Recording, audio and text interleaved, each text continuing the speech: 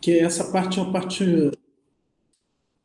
uma parte especialmente obscura do texto do próprio Agamben e do texto do Aristóteles, né? Eu vou voltar aqui para o modo de apresentação de tela inteira.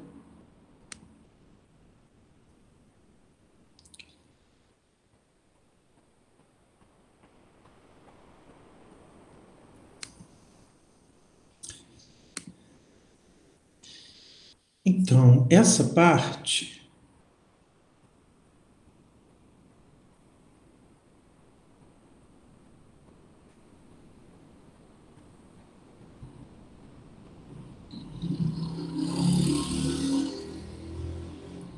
não, é isso aqui.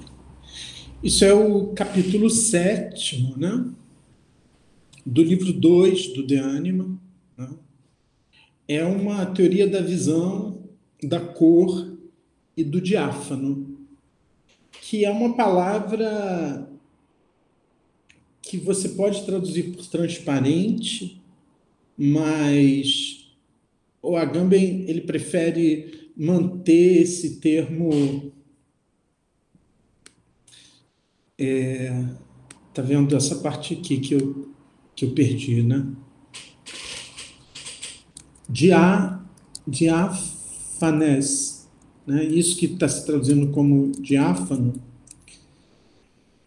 é literal, por isso que essa ideia de transparente, né?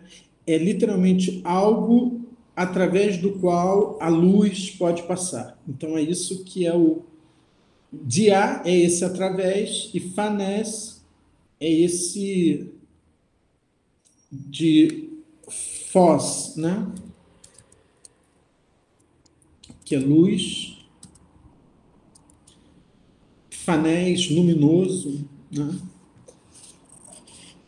Então o Agamben vai manter diáfano, mas, por exemplo, essa tradutora aqui, ela vai trazer como o transparente, tá? Então, vamos ver se o que a gente consegue fazer aqui. Deixa eu tentar.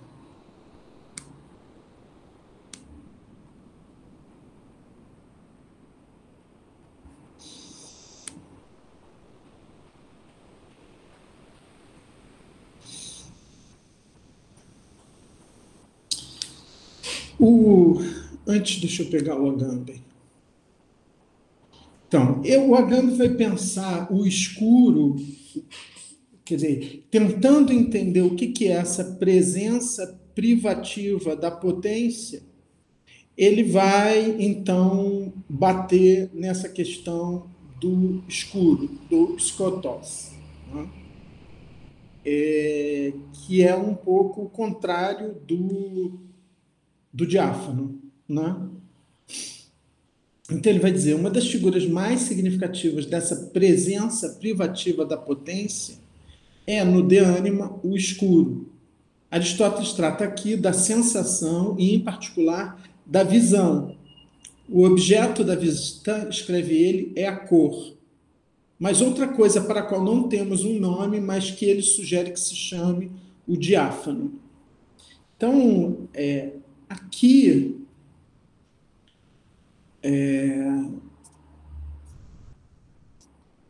então, o Aristóteles começa assim. O objeto da vista é o visível.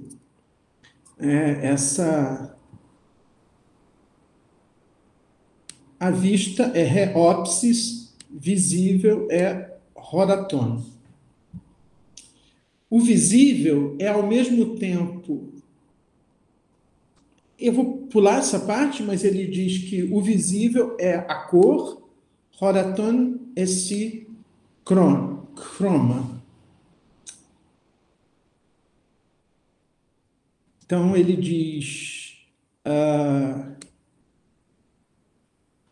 o visível é a cor. E esta é o revestimento superficial dos objetos visíveis, né? O revestimento é esse tó epi ton cataltó roraton, né? Então, a cor, a ideia dele é essa, né? Que todos os objetos são revestidos, todos os objetos visíveis são revestidos, ou seja, a superfície de todos os objetos visíveis é a cor, né? É na medida que a luz incide sobre os objetos que eles passam a ter uma cor, né?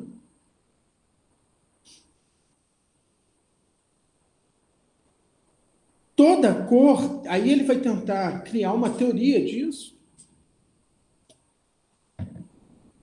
Toda cor põe em movimento o diáfano em ato. E é isso que constitui a sua natureza, né? Então, pandechronoma kinectikon esti tu catenergen diaphanus, né? Toda cor é movedora do diáfano em ato. Mesmo modo como ele tinha falado antes, catadinami, agora ele vai falar em cataenergia. Então, a cor é um modo de mover o diáfano em ato. Aí ele diz, é por isso... Não, desculpe. E aí ele diz, e é isso que constitui sua natureza. É por isso, Diopter, que a cor não é visível sem a luz. E é apenas na luz que se vê a cor de cada objeto. Então, ele está associando a luz, fós, né? Uk horaton aneufotós. Não há visível sem luz. Então, ele está associando a luz ao diáfano. Quando ele diz que toda cor põe em movimento o diáfano em ato.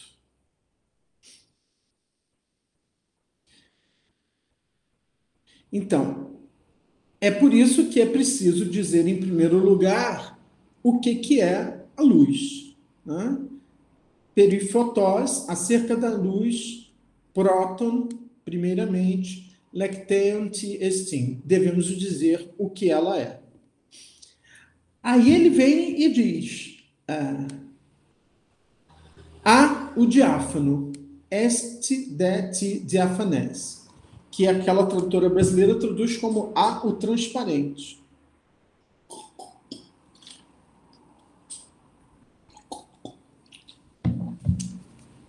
Aí ele dá uma definição de diáfano. Diafanês delego. Defino o diáfano como...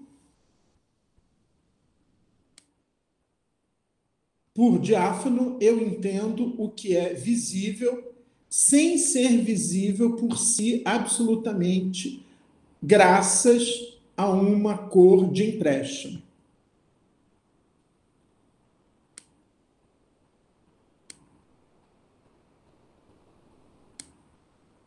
Então, o problema dele é que o diáfano, ele é visível, mas não em si mesmo, porque ele só se torna visível através de uma cor que ele toma de empréstimo. Então, o diáfano, ele nunca aparece por si mesmo. Ele sempre aparece através de uma cor que ele ganha, né? E ele ganha, dependendo do objeto, cores diferentes. Mas é sempre, toda cor é sempre uma atualização, é sempre um pôr em ato o diáfano. Então, aí ele diz, tais são, por exemplo, o ar, a água e um grande número de corpos sólidos. Não é, no entanto, como água, nem como ar que eles são diáfanos, mas porque contém uma certa natureza idêntica que se encontra neles. e também no corpo eterno situado no mundo superior, que é o éter. Então, vamos dizer que a água, o ar, o éter são diáfanos, ou transparentes, se você quiser. Mas o que é transparente neles não é nem água, nem ar, nem éter. É alguma coisa que está na água, está no ar e está no éter, sem ser nenhuma delas específicas. É alguma coisa que a água, o ar e o éter têm em comum.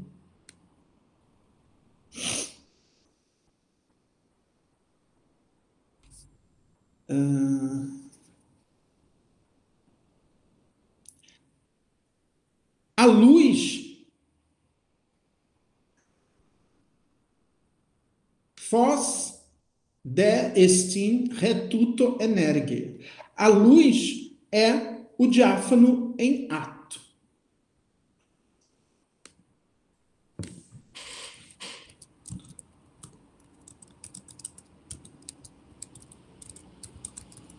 Ou a luz é o ato, a energia do diáfano.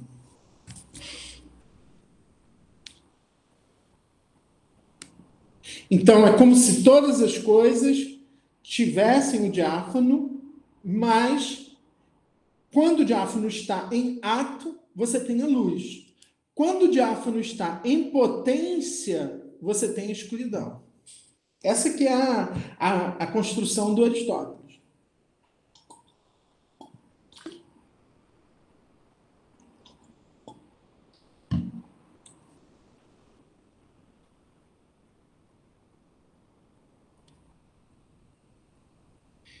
Então ele diz: a luz é a energia, é o ato do diáfano.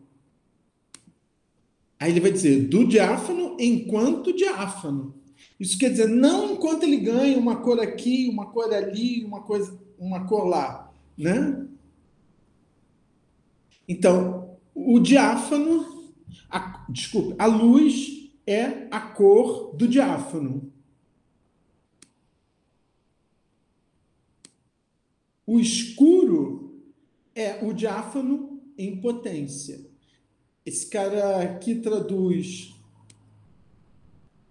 Desculpe.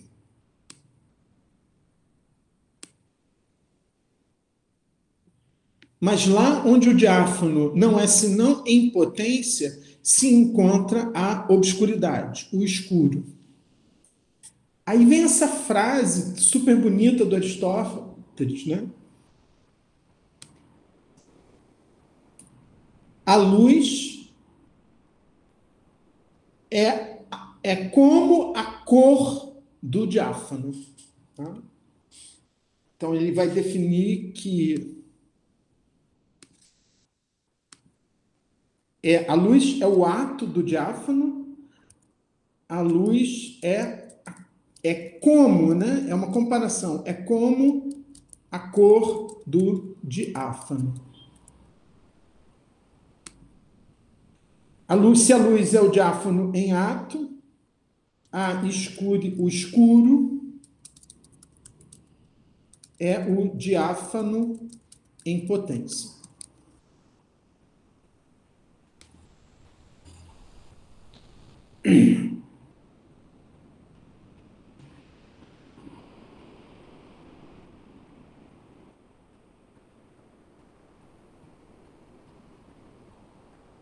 Então, aí ele diz, então, a luz é como a cor do diáfano, como quando o diáfano está em ato, graças à ação do fogo ou de um elemento semelhante ao corpo da região superior. Então, para eu ter luz, eu tenho que ter ou o fogo, que é o que ilumina, ou o fogo dos corpos celestes, o Sol, a Lua, as estrelas, ou seja, todos esses corpos que produzem luz, né? Então, acho que já dá para voltar um pouquinho para o Agamba, né?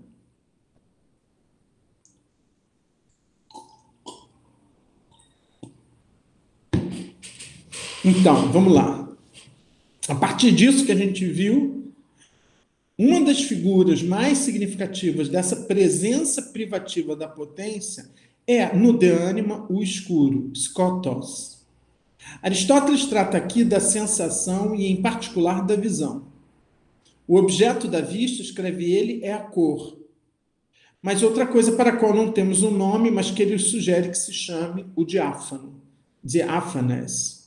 O termo não se refere aqui simplesmente aos corpos transparentes. Então, obviamente, ele questiona isso, por isso que a tradução da brasileira não é uma boa tradução. O termo não se refere aqui simplesmente aos corpos transparentes, como o ar ou a água, mas uma certa natureza presente neles e que constitui o que é propriamente visível em cada corpo. Aristóteles não define essa natureza, mas se limita a postular sua existência. Esti det diáfanes. Existe o diáfano, ou existe algo que é diáfano. Ele afirma, porém, que o ato dessa natureza como tal é a luz, e que a treva, o escuro, é a sua potência. Né? A gente acabou de ver. E se a luz é, como ele acrescenta logo a seguir, a cor do diáfano em ato,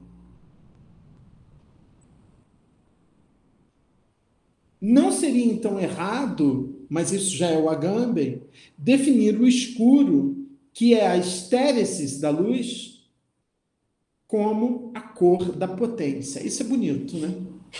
Então ele vai, se o Aristóteles vai dizer que a luz é a cor do diáfano, então o escuro seria a cor da potência, do diáfano em potência, né? Porque a luz é a cor do diáfano em ato, né? Entelequia.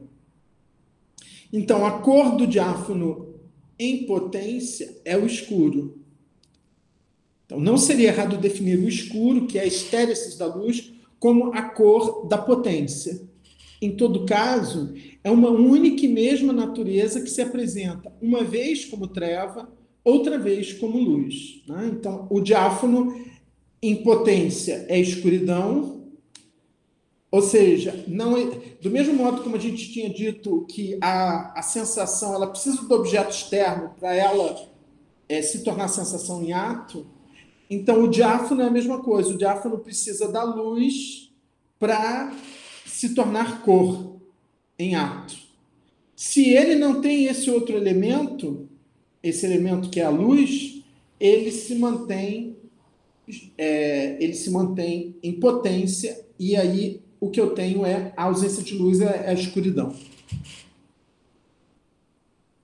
Aí o Agami faz um comentário entre parênteses. O lugar comum que pretende que a metafísica antiga seja uma metafísica da luz não é, portanto, exato. Trata-se antes de uma metafísica do diáfano, dessa physis anônima, essa natureza anônima, tão capaz das trevas quanto da luz. Né? Então, essa categoria de diáfano ela é uma categoria que atrai o Agamben, né? Porque ele permite pensar alguma coisa que está nesse jogo, né? Entre escuridão e luz. Né?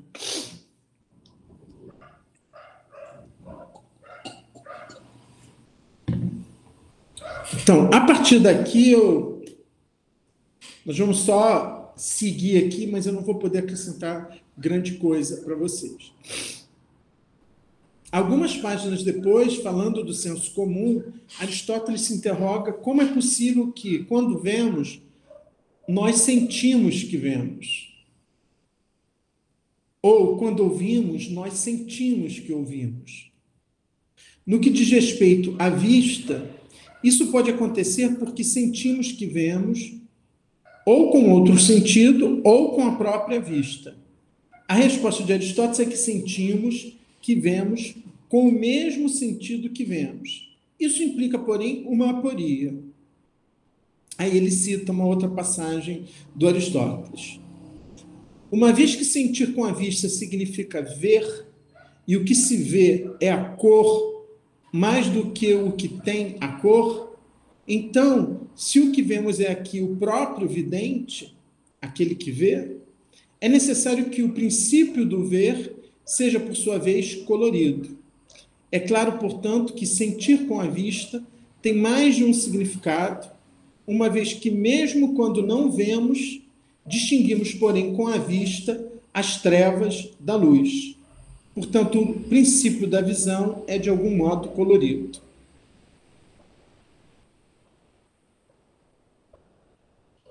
Gente, eu vou pedir para a gente interromper aqui, porque aí realmente, se a gente não trabalhar o texto grego, a gente não vai conseguir acompanhar a discussão do Aristóteles. Então, se vocês quiserem colocar perguntas, ok, mas eu vou interromper minha exposição aqui. Tudo bem, professor. Pô, lembrei esse. Fala. Fala. Ah, não, só nesse momento final do tipo, para pensar tem que sentir que pensa, enfim, esse o sentir antes, né? Eu lembrei do próprio Teeteto, antes dele falar conhecimento não é mais que sensação, né? Tem essa frase exatamente antes. Parece-me, pois, quem sabe alguma coisa sente o que sabe. Aí ele continua, né? Assim que se me ficou nesse momento, conhecimento não é mais que sensação, né? Eu lembrei desse momento do Teeteto. Mas ali ele está discutindo se a episteme é sensação ou não, né? Ali tem uma teoria da sensação, né? Mas ela não chega ali a essas sutilezas que o Aristóteles está trabalhando aqui, né? Porque a questão ali é outra, né? A questão é mais saber ali se a sensação é ciência, né? Ou se a ciência é sensação, né? Essa que é a questão que ronda ali o exame que é feito da sensação, né? Enquanto que aqui é o tempo todo essa questão de saber se eu tenho sensação da sensação, vamos dizer assim, né? Se por exemplo, se quando eu vejo esse objeto, se eu, ao mesmo tempo que eu tenho essa sensação visual dele, se eu tenho também a sensação de que eu estou tendo a sensação de ver. Isso que é a questão que o Aristóteles está colocando, entendeu? Como é que eu sinto que eu estou vendo esse objeto? Então, tem um duplo movimento, que é ver o objeto e ver que eu estou vendo o objeto. E se esse segundo movimento ele é ainda uma sensação, né? O Aristóteles ele vai dizer que sim, né? Mas ele vai é mais problemático, né? O modo como ele vai. Por isso que a gente tem que acompanhar o texto grego direitinho, e por isso que eu estou dizendo que hoje eu não vou, porque eu estou aqui completamente rendido, né?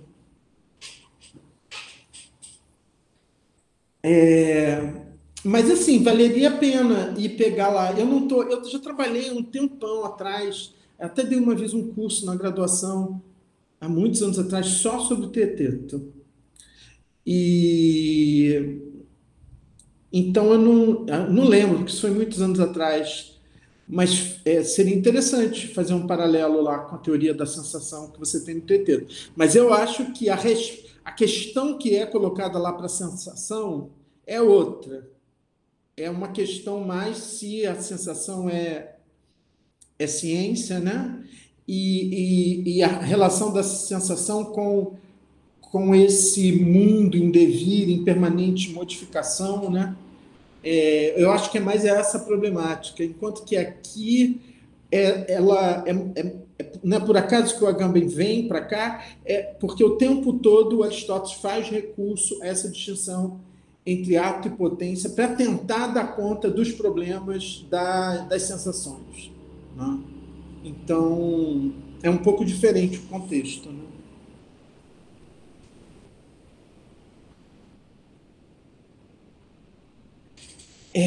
Mais alguma pergunta?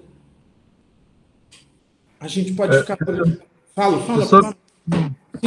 um rápido paralelo, né? Eu estava lendo o capítulo 5, né, que você mandou do The Anima, e tem uma passagem que eu fiquei pensando muito sobre se o Agamben vai falar disso em algum momento, que é o momento onde o Aristóteles ele fala sobre o pensar e o perceber, né? Eu não sei se esse tema ele vai entrar no Agamben, mas ele chega a falar em algum momento, né, que o pensar depende de si mesmo quando se quer, mas perceber não depende de si mesmo, pois é necessário subsistir o objeto da percepção sensível, né, que é um objeto particular e externo, né? E aí ele completa falando que a capacidade perceptiva é potencialmente tal como seu objeto é já em atualidade, né? E aí eu fiquei pensando muito nessa parte, porque a gente está lendo em uma outra disciplina agora o livro do Capital, e tem um momento onde o Marx ele vai falar sobre a diferença entre a capacidade de trabalho e o trabalho, né? E ele resgata um pouco, de forma indireta, a discussão entre potência e ato, né? E aí ele tem uma passagem que ele não define muito bem o que ele está querendo dizer com isso, mas dá para entender o que ele está querendo dizer com isso. Ele fala assim: para a realização do processo digestório é preciso mais do que um bom estômago, né? Sim, exatamente, né? Ele cita o Aristóteles em vários momentos. Não, pode repetir essa frase que você disse agora? Ele fala assim: para a realização do processo digestório é preciso mais do que um bom estômago. Que ele está falando sobre a questão, né, de que dizer capacidade de trabalho não é a mesma coisa que dizer trabalho, assim como dizer capacidade de gestão não é o mesmo que dizer digestão, né? Porque ambos dependem desse objeto particular externo, né, que no caso da capacidade de trabalho é o meio de produção, né? E no momento onde a força de trabalho é vendida, ela é trocada pelos meios de subsistência, né? Então existe essa mediação com o objeto externo, e no caso da digestão, e aí é uma questão social muito forte, né? Para a realização do processo digestório é preciso mais do que um bom estômago. O que é preciso mais? Comida, né? Então, é curioso isso, porque ele vai tratar muito do que seria essa privação de um objeto externo, né? E o que isso quer dizer para a potência, né? Aí achei curioso esse paralelo. Para o Aristóteles, lido para o Agamben, é isso que exatamente que é o ter uma privação, né? A potência como um ter uma privação, né? Então, isso no que diz respeito a esse paralelo com o Marx. Agora, com relação à primeira parte da sua pergunta, é exatamente para lá que o Agamben vai se encaminhar quando ele for. Por isso que o título do texto é A Potência do Pensamento, porque a parte final é exatamente falando das passagens do De Anima que tratam do pensamento, entendeu? Então, o que é? Então, a sensação em potência, ele começa trabalhando essa sensação em potência, que Aristóteles também começa trabalhando essa sensação em potência, mas o que interessa, bom, ele vai concluir o texto falando do pensamento enquanto potência, né? E desse pensamento que se pensa, né? Então, a gente vai chegar nisso com certeza, tá? Eu não sei se essa passagem que você leu está dentro dessas passagens selecionadas que eu coloquei lá no Google Classroom, né? Sim, tá sim, é no Isso, capítulo. então. Eu coloquei elas exatamente porque o Agamben em algum momento vai falar delas, tá? Não coloquei o texto grego, mas porque eu já tinha feito a seleção de todas as passagens na edição brasileira, né? Então, eu coloquei ali porque exatamente o Agamben vai falar nisso, tá? Então, a gente vai ver isso, com certeza. Beleza, obrigado. Agora, o Marx, ele também, só que ele trabalha com os conceitos de matéria, forma e substância, um pouco aristotélico, mas ao mesmo tempo já é uma certa subversão do Aristóteles. Não corresponde exatamente aos conceitos de substância, de forma e matéria do Aristóteles, né? Então, por exemplo, quando ele vai falar do valor como substância, né? Então, já tem ali uma modificação, e essa modificação, eu acho que ela é proveniente do Hegel, na medida que o Hegel já é uma modificação desses conceitos, né? E o Marx vamos dizer assim, o Marx diz isso em algumas cartas, né? Que para você entender realmente o Capital, você tem que ler a Ciência da Lógica, do Hegel. Porque você tem que ir lá na Ciência da Lógica, estudar essas noções de essência, de forma, de substância, né? Então, porque ali na Ciência da Lógica já existe uma modificação desses conceitos aristotélicos, né? Então, Aristóteles está ali, mas ao mesmo tempo está bastante modificado, né? Mais alguma pergunta?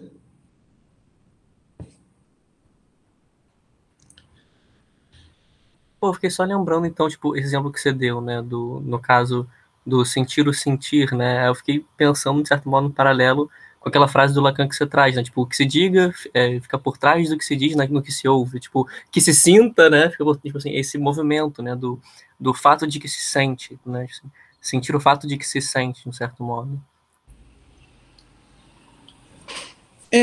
Mas esse que se diga fica esquecido, mas esse que se diga, a questão é se isso que se diga, se isso é dizível. No caso, né? Se eu mantiver o paralelo, né? Se o fato de que eu sinta é sensível, né? Que é o que o Aristóteles vai trabalhar aí, né? Então, o paralelo com a frase do Lacan seria se que se diga é dizível, se isso é dizível. Que isso, toda a problemática lá, quando a gente voltar na conferência, a gente vai ter que se deparar com essa questão, né? Que dizer é esse, né? Que diz que se diga, né? Então, isso aparece como um certo indizível no Agamben, né? Então, como é que eu posso lembrar isso que se esquece, né? Isso que se diga, né? Seria mais ou menos isso, né? Outra coisa, você pensa em dar um curso de Hegel ainda? Tipo, em algum momento? Sim, em algum momento tudo pode acontecer, né?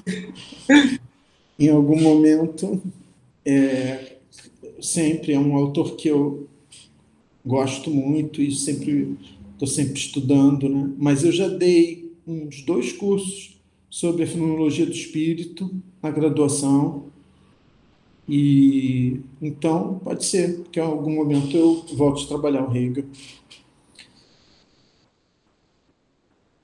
Pessoal, então vou interromper a gravação aqui, tá? Queria dar um aviso antes. Pera lá.